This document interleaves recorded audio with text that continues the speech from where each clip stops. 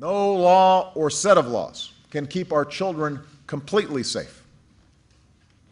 But if there's even one thing we can do, if there's just one life we can save, we've got an obligation to try.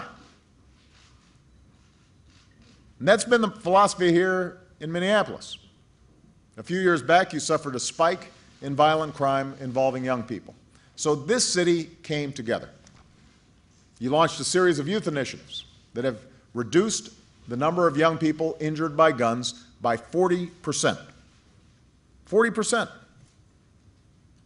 So when it comes to protecting our children from gun violence, you've shown that progress is possible.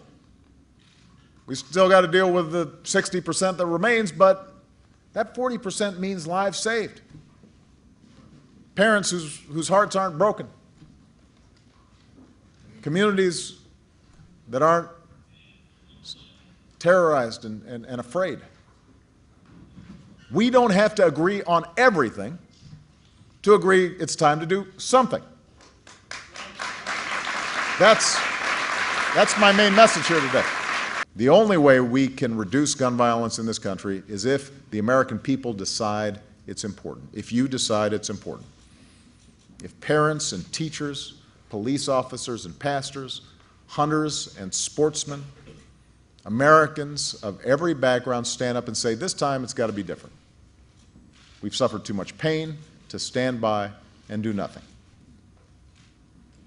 And by the way, it's really important for us to engage with folks who don't agree with us on everything, because we hope that we can find some areas where we do agree. And we have to recognize that there are going to be regional differences and geographic differences. You know, the experience the people have of guns in an urban neighborhood may not be the same as in a rural community. But we know, for example, from polling that universal background checks are universally supported just about by gun owners. Majority of gun owners, overwhelming majority of gun owners think that's a good idea.